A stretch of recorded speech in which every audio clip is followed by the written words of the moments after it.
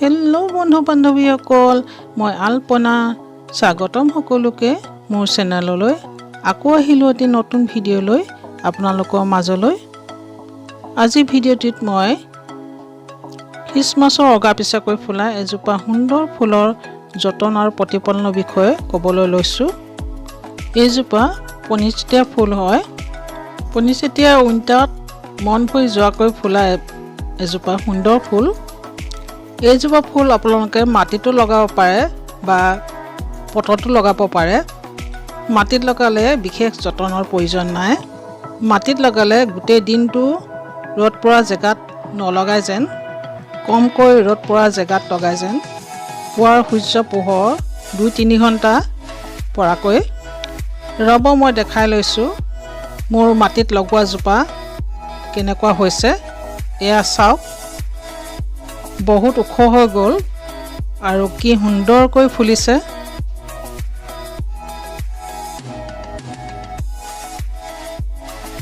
গছজোপা প্ৰতিটো আগেই ৰঙা হৈ পৰিছে। এইজোপা মই বিশেষ যতন নলওঁ, কিন্তু পটত ৰুলে ফুলজোপাৰ বিশেষ কিছুমান যতন আৰু প্ৰতিপালনৰ প্ৰয়োজন। প্ৰথমে আহোঁ ইয়াৰ মাটি প্ৰস্তুতৰ বিষয়ে। ইয়াৰ মাটি 40% সাধাৰণ মাটি, 30% কেঁচুসাৰ বা শুকান গোবৰ, 20% কক'পিট, 10% বালি লৈ মাটি পটটোৰ বাবে প্ৰস্তুত কৰি ল'ব। নিমখলি 2 চামুচমান পটটোৰ মাটিখিনিত মিহলাই দিব। নিমখলি মিহলালে অতি সোনকালে যিকোনো ফুলৰ ফ্লাৱাৰিং হয়, খুব বেছি ফুল ফুলে আৰু ফুলৰ ৰংটো গ্ৰাঢ় হয়। নিমখলি আপোনালোকে লিকুইড সাৰ হিচাপেও দিব পাৰে। 1 লিটাৰ পানীত 3 চামুচমান গোটেই ৰাতি তিয়াই থৈ পিছদিনা ফুলজোপা গুৰিত দিব পাৰে। যিকোনো ফুলতে এইজোপাটো দিব পাৰে আপোনালোকে। এতিয়া আহোঁ ইয়াৰ পানীৰ বিষয়ে। পটটোৰ মাটিখিনি সদায় সেমেকাই থ'ব, একেবাৰে শুকাবলৈ নিদিব। পটটোৰ মাটিখিনি সেমেকাই থ'বৰ বাবে কক'পিট দিয়া হৈছে পটটোত। আপোনালোকে যদি নাৰ্চাৰীৰ পৰা পুলি আনিছে এই ডিচেম্বৰ মাহত, তেনে আপোনালোকে ৰিপৰ্ট নকৰিব, কাৰণ এইটো ফুলাৰ ছিজন। এতিয়া যেনেকৈ আছে তেনেকৈ থাকিবলৈ দিয়ক। ফুলি সামৰাৰ পিছত ফেব্ৰুৱাৰী-মাৰ্চ মানত আপোনালোকে পটটো ৰিপৰ্ট কৰিব পাৰে। ৰিপৰ্ট কৰোঁতে খুব সাৱধানে কৰিব, কাৰণ ইয়াৰ শিপাবিলাক একেবাৰে নাজুক হয়। শিপাবিলাকে যাতে অলপো কষ্ট নাপায়, খুব সাৱধানে আলফুলে আপোনালোকে ৰিপৰ্ট কৰিব। শিপাবিলাকে কষ্ট পালে খুব সহজে ফুলজোপা মৰি যাব পাৰে, পাতবিলাক সৰি যাব। সেয়ে আপোনালোকে খুব সাৱধান হ'ব ৰিপৰ্ট কৰোঁতে। ক'বলৈ গ'লে এইজোপা খুব সৰু সৰুকৈহে ফুলে, কিন্তু আমি যিবিলাক ফুলৰ পাহি বুলি ভাবোঁ, এইবিলাক আচলতে গছজোপাৰ ফুলজোপাৰ পাতহে। ফুল আচলতে এইবিলাক একেবাৰে সৰু সৰু।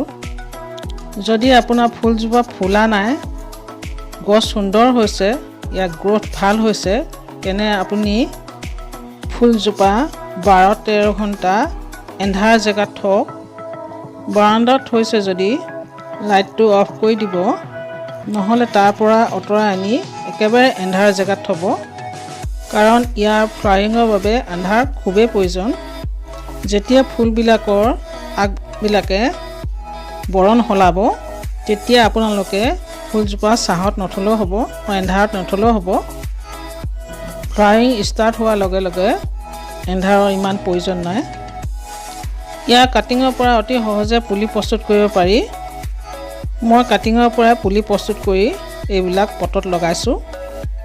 মই কাটিঙৰ পৰা আৰু পুলি প্ৰস্তুত কৰিছোঁ, ৰ'ব দেখাইছোঁ আপোনালোকক।